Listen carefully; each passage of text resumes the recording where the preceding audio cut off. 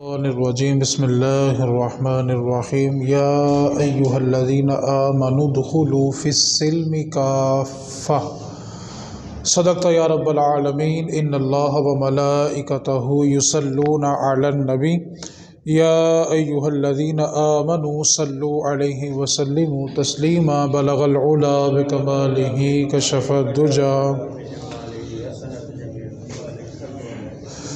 اللہ رب العزت نے ایمان والوں کو ارشاد فرمایا کہ اے ایمان والو، دین میں پورے کے پورے داخل ہو جاؤ، دو رنگی چھوڑ دے، یک رنگ ہو جا۔ دو کشتیوں کا مسافر کبھی بھی اپنی منزل تک نہیں پہنچتا، اس لیے ارشاد فرمایا کہ ایمان والو پورے کے پورے دین میں داخل ہو جاؤ۔ ہم دین رکھتے ہیں لیکن رسم و رواج کے بعد، حکم یہ ہے کہ پورے کا پورا دین رکھنا ہے۔ ایک مثال دے کے میں اپنی گفتگو آگے کرتا ہوں۔ ہمارا اللہ رسول سے جو رشتہ ہے وہ غموں کا ہے، اور شیطان سے جو ہمارا رشتہ ہے وہ خوشیوں کا ہے۔ اس کی میں آپ کو ایک سادہ سی مثال دیتا ہوں۔ کسی کا انتقال ہو جائے تو ہم اللہ رسول کو یاد کرتے ہیں، اس کی کل خانی آ گئی تو اللہ رسول کو یاد کیا، اس کا چہلم آ گیا تو اللہ رسول کو یاد کیا، کوئی بیمار ہو گیا تو اللہ رسول کو یاد کیا۔ یعنی کوئی بھی غم آتا ہے تو ہم اللہ رسول کو یاد کرتے ہیں، اور جب رب رسول ہمیں کوئی خوشی عطا کرتے ہیں تو ہم شیطان کو یاد کرتے ہیں۔ بیٹے کی یا بیٹی کی شادی کرنی ہے تو ہم نے اس پہ ہر وہ کام کرنا ہے جس سے شیطان راضی ہوتا ہے۔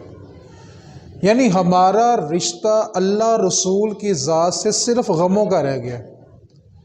ہم اپنی خوشی میں رب رسول کو شامل ہی نہیں کرتے، حالانکہ کسی کی خوشی میں جس سے اس کو پیار ہو وہ آ جائے تو اس کو سب مہمانوں کی اتنی خوشی نہیں ہوتی جتنی اس بندے کی خوشی ہوتی ہے جس سے وہ پیار کرتا ہے۔ وہ کہتے ہیں یار باقی 300 بندے کی خیر ہے، بس وہ آ گیا ہے تو میری خوشی کے پیسے پورے ہو گئے ہیں۔ تو انسان کی خوشی میں جب وہ شریک ہو جس سے وہ پیار کرتا ہے تو اس کو اپنی خوشی بھی خوشی لگتی ہے۔ اور اگر 300 مہمان آئے ہوں، وہ نہ آئے جس سے پیار ہو، تو انسان کہتا ہے ٹھیک ہے یار فنکشن اچھا ہو گیا، لیکن یار وہ نہیں آیا تو مزہ نہیں آیا، کیونکہ دل کا رجحان، دل کا جھکاؤ، دل کی محبت اس کے ساتھ ہوتی ہے جس سے پیار ہوتا ہے۔ تو ہمارا جو رب رسول سے رشتہ ہے وہ صرف غموں کا ہی رہ گیا ہے۔ ہمیں ذرا سی تکلیف آتی ہے تو ہم رب رسول کو یاد کرتے ہیں، اور جب خوشی کا موقع ہوتا ہے تب رب رسول کو یاد ہی نہیں کرتے، تب ہم صرف اور صرف شیطان کو یاد کرتے ہیں۔ اعلیٰ حضرت عظیم البرکت الشاہ امام احمد رضا خان قادری علیہ رحمت الرحمن، آپ نے فتاوی رضویہ کے اندر ایک جملہ لکھا، اگر آپ اس جملے کو سمجھ لیں تو ساری گفتگو کرنا آسان ہو جائے گی۔ اعلیٰ حضرت فرماتے ہیں پڑوسی کے گھر سے کھانا مانگنے وہ جائے جس کے اپنے گھر میں کھانا نہیں ہے، باہر سے مشورہ وہ لے جس کے اپنے گھر میں مشورہ دینے والا کوئی نہ ہو، اور غیروں کے طریقے پہ وہ چلے جس کو رب رسول نے کوئی طریقہ نہ دیا ہو۔ دو ٹوک بات ہی مکمل کر دی، کہا غیروں کا طریقہ تو وہ اپنائے جس کو رب رسول نے کوئی رستہ نہ دیا ہو۔ حالانکہ رسول کریم صلی اللہ علیہ وآلہ وسلم کی ذات مقدسہ نے انسان کی ولایت سے لے کے جنت جہنم میں داخل ہونے تک کوئی پہلو ایسا نہیں ہے جس کے اوپر رب رسول نے رہنمائی نہ کی ہو۔ بچے کی ولادت ہوئی ہے، 7ویں دن اس کا نام رکھو، اس کے بالوں کو کٹواؤ، اس کے برابر چاندی صدقہ کر دو، عقیقہ کر دو۔ 10 سال کی عمر کو پہنچ گیا ہے تو اس کا بستر الگ کر دو، 7 سال کی عمر کو پہنچا ہے تو نماز کا حکم دو، بالغ ہو گیا ہے تو اس کے لیے نکاح کا اہتمام کرو۔ اب جب وہ بالغ ہونے کے بعد نکاح کرتا ہے تو اس کو بتایا اگر مرد ہے تو اس کے اوپر بیوی کے یہ حقوق ہیں، اگر وہ عورت ہے تو اس کے اوپر شوہر کے یہ حقوق ہیں، پھر وہ ماں باپ بن گئے ہیں تو بچوں کے یہ حقوق ہیں۔ یعنی کوئی زندگی کا پہلو ایسا نہیں ہے جس موقع پہ رب رسول نے بندے کی تربیت نہ کی ہو۔ تو اعلیٰ حضرت فرماتے ہیں غیروں کا طریقہ وہ اپنائے جس کو رب رسول نے رستہ نہ بتایا ہو۔ لیکن رسول کریم صلی اللہ علیہ وسلم نے ارشاد فرمایا تم یہود و نصارہ کی بالشت پیروی کرو گے، حتیٰ کہ وہ اگر کسی سوراخ میں بھی داخل ہوں گے تو تم ان کے پیچھے سوراخ میں داخل ہو جاؤ گے۔ یعنی تم یہود و نصارہ کی اس قدر پیروی کرو گے۔ یہ ساری بات کرنے کے بعد ایک ہی جملے میں اپنا موضوع سمجھانا چاہتا ہوں۔ ہمارے اور ہندوؤں کے ہمارے ہاں نکاح ہوتا ہے، ان کے ہاں پھیرے لگتے ہیں، بس ہماری اور ان کی شادی میں اتنا ہی فرق ہے۔ اس کے سوا ہماری اور ان کی شادی میں کوئی فرق نہیں رہا۔ فرق صرف اتنا کہ ہم نکاح پڑھتے ہیں، وہ آ کے ارد گرد چکر لگا کے اپنے آپ کو ازدواجی تعلق کے اندر باندھ دیتے ہیں، بس۔ اس کے سوا ہماری خوشی جو شادی کی ہے اور جو ان کی خوشی شادی کی ہے، اس میں کوئی فرق نہیں رہا۔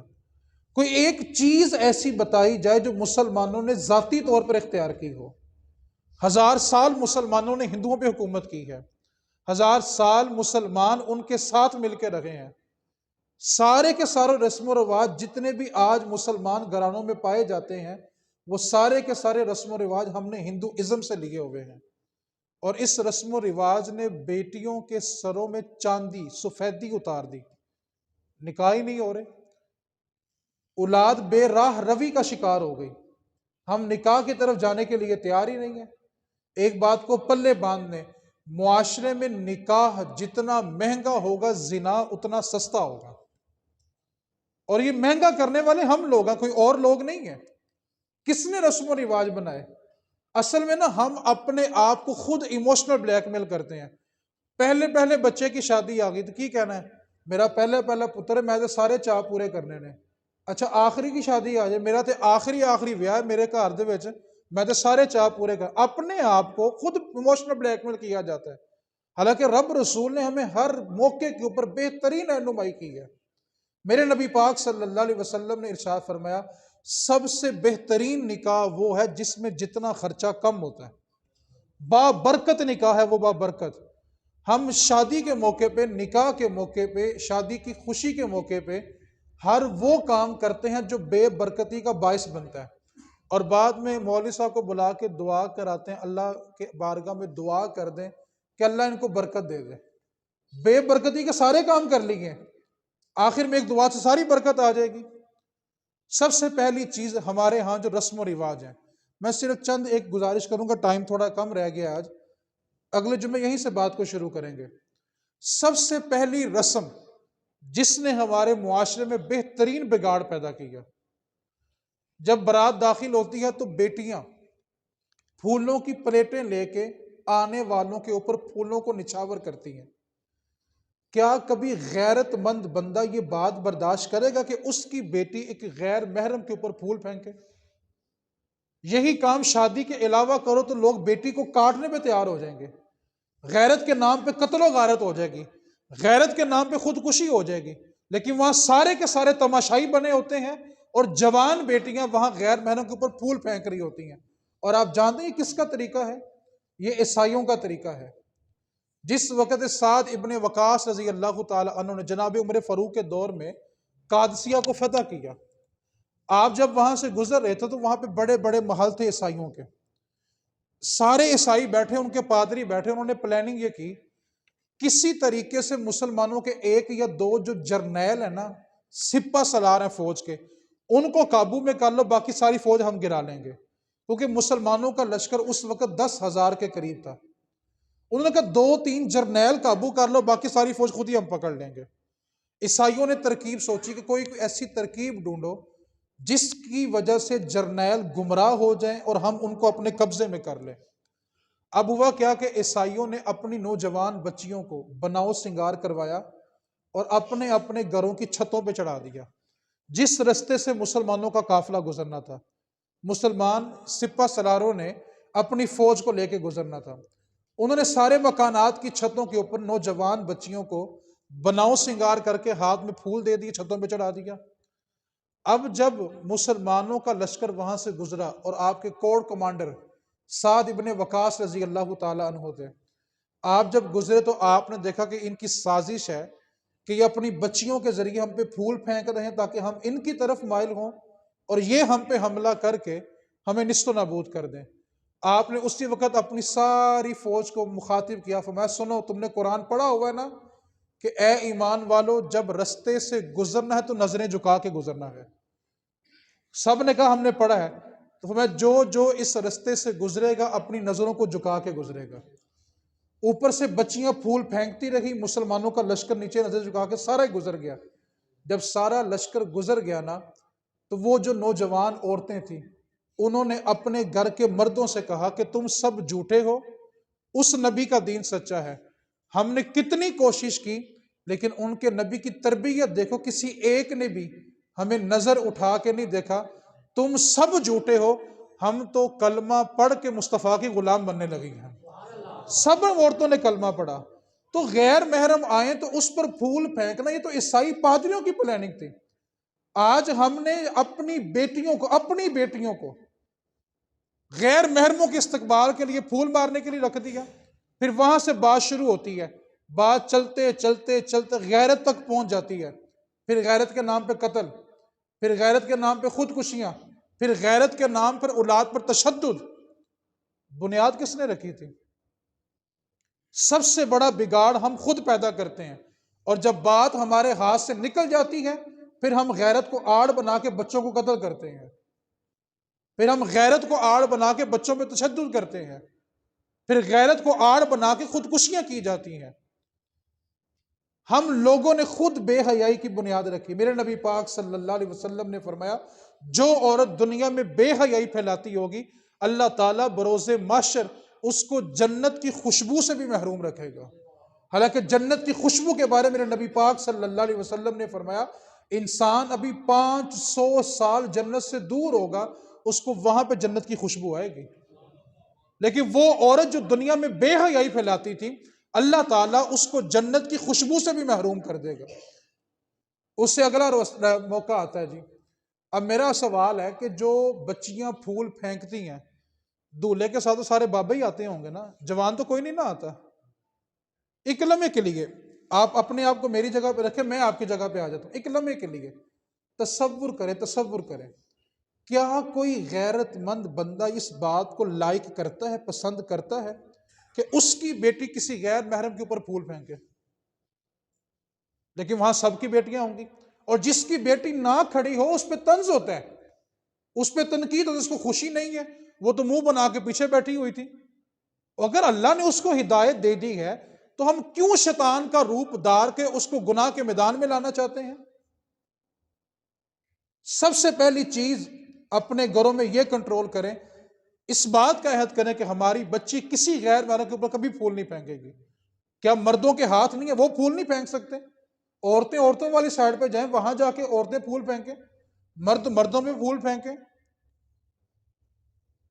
ہم سارے بے برکتی کے کام کر کے بعد میں نکاح کو بابرکت بنانا چاہتے ہیں۔ دوسری بات، بارات آ گئی ہے جی، رستہ روک لو۔ آپ مجھے ایک بات بتائیں، رستہ روکنا کہاں پہ جائز ہے؟ فضول کی رسمیں، ہر موقع پہ 10,000 روپیہ دے کے ساری رسمیں کر لو، اور جب شادی مکمل ہو جاتی ہے تو ساری رات اس لیے نیند نہیں آتی کہ قرضے والوں کو پیسے دینے کہاں سے ہیں۔ مڈل کلاس طبقہ مرتا ہی شادی کے موقع پہ ہے یا گھر بنانے کے موقع پہ۔ آپ کے پاس طاقت نہیں ہے تو قرض اٹھانے کا آپ کو کس نے حکم دے دیا؟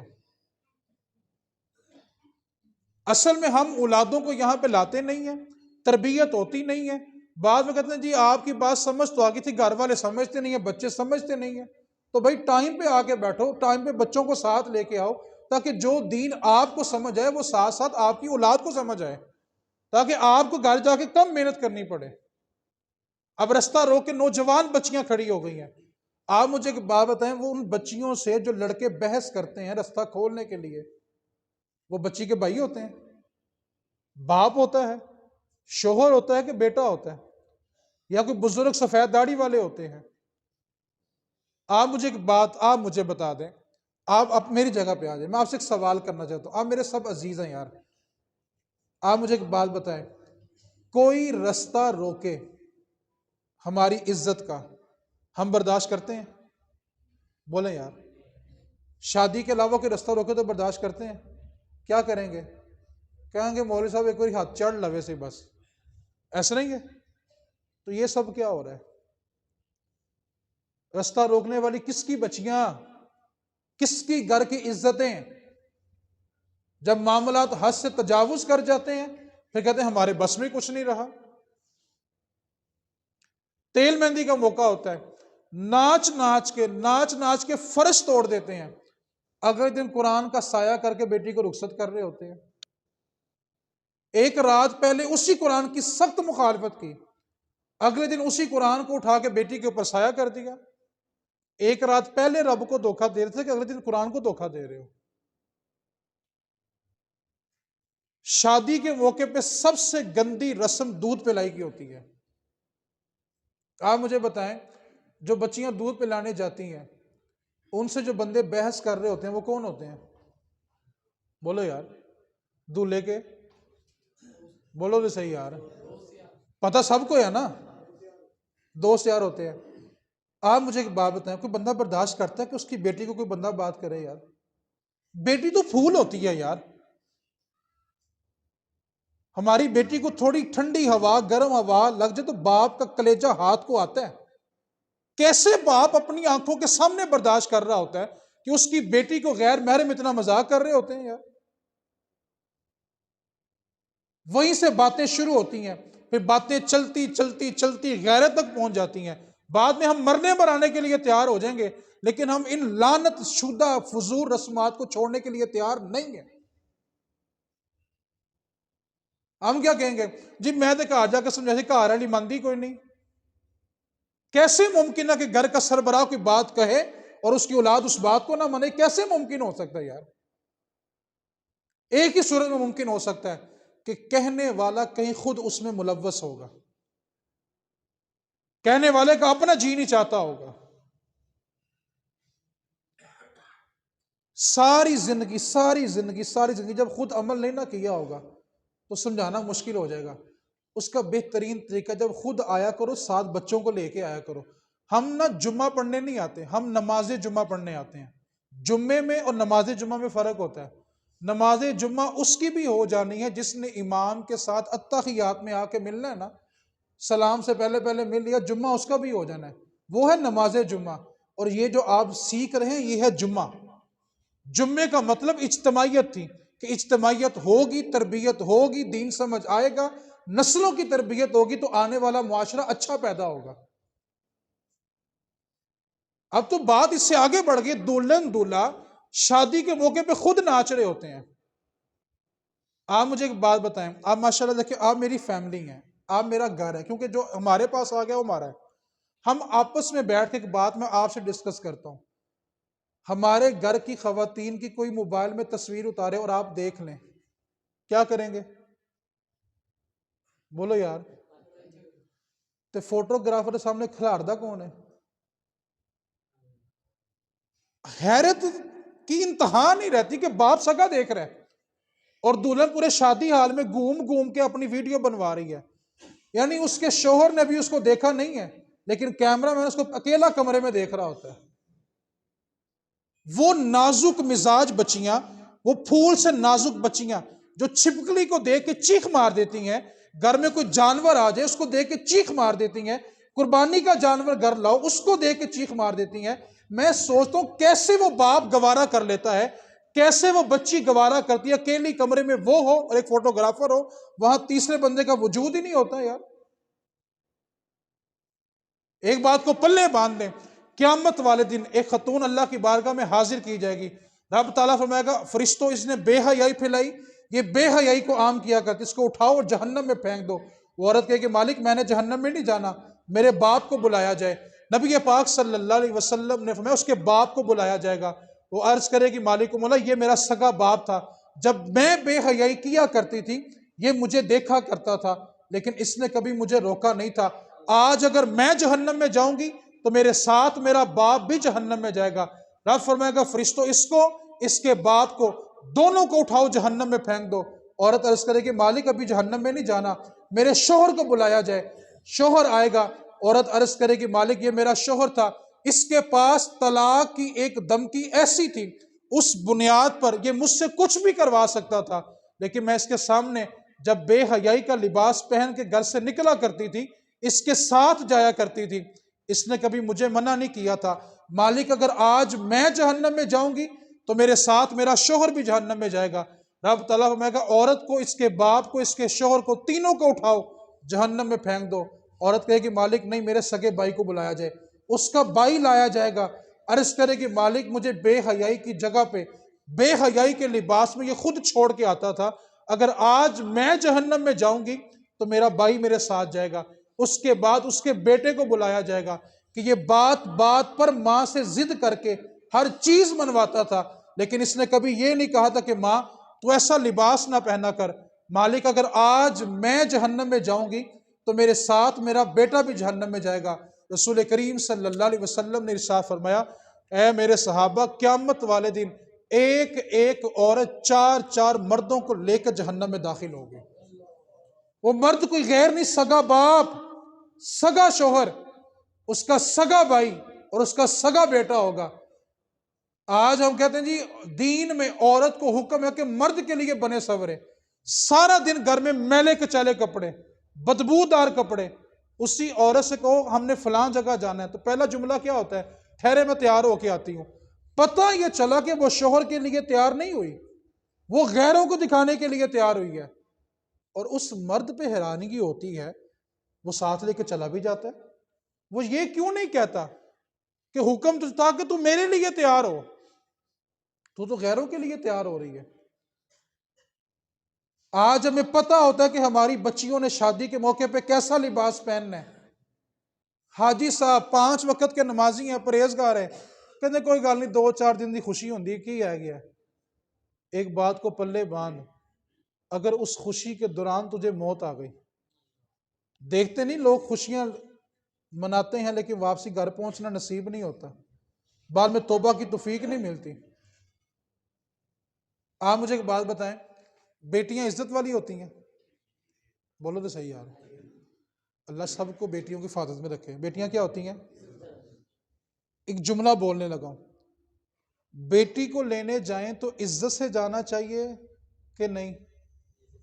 بولو یار، نچ نچ کے جانا کیڑی عزت ہے؟ صرف جملے پہ توجہ کرے، کسی کی بیٹی کو لینے جا رہے ہو نا تو ناچنا اس بیٹی کی عزت ہے؟ ناچنا مہذب لوگوں کا کام ہے، ناچنا عزت دار لوگوں کا کام ہے۔ آپ کسی کے گھر کی عزت کو لینے جا رہے ہیں، اس کی شان شان اس کو عزت دیں تاکہ پتہ چلے اس باپ کے دل میں خوشی پیدا ہو کہ جس گھر میں اپنی بیٹی دے رہا ہوں وہ عزت دار لوگ ہیں۔ اس واسطے نکاح جتنا مہنگا ہوگا زنا اتنا سستا ہوگا۔ جب تک نکاح کو سستا نہیں کرو گے زنا ختم نہیں ہوگا۔ زنا ختم کرنے کا ایک ہی طریقہ ہے کہ اپنے آپ کے اندر نکاح کو سستا کر دو۔ لاکھوں روپے کا نکاح دین میں نہیں ہے۔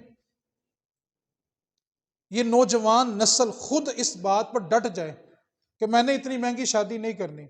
میں ایک جملہ دینے لگا ہوں، آپ اگر اگلے جمعے جلدی آئیں گے تو میں بات یہیں سے شروع کروں گا، ٹھیک ہے؟ آ جائیں گے جلدی کہ نہیں آئیں گے؟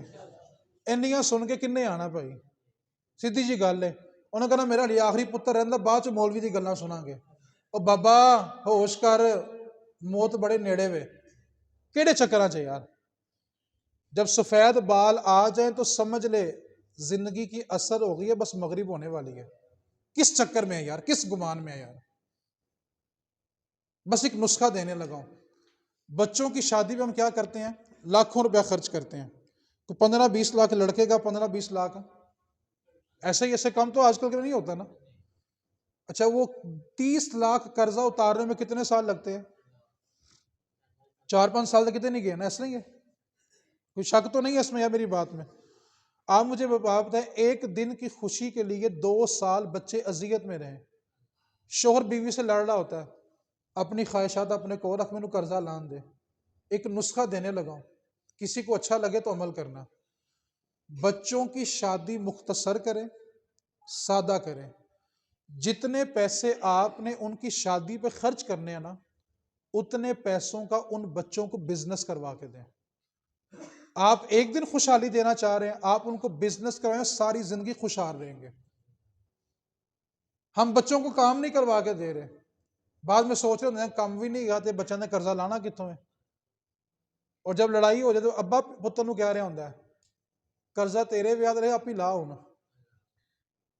تو اس واسطے جو پیسہ بچوں پہ خرچ کر رہے ہیں ان کو کاروبار کروا کے دیں تاکہ وہ اپنی زندگی سکون سے گزار سکے۔ ایک دن کی خوشی کے لیے اپنے گھر والوں کو سمجھائیں، بچوں کو ساتھ لے کے آیا کریں، اپنے گھر والوں کو سمجھائیں کہ ایک دن کی اور ایک رات کی خوشی کے لیے گھر کے سربراہ کو اتنا مقروض نہ کرو کہ بیچارہ بیماری سے مر ہی جائے۔ یہ لوگ میں آپ کو برملا آپ کو ہی کہہ رہا ہوں، اپنے آپ کو کنٹرول میں کر لو، فضول رسم و رواج سے بچ جاؤ، کچھ نہیں دیں گے آپ کو سوائے ذلت کے۔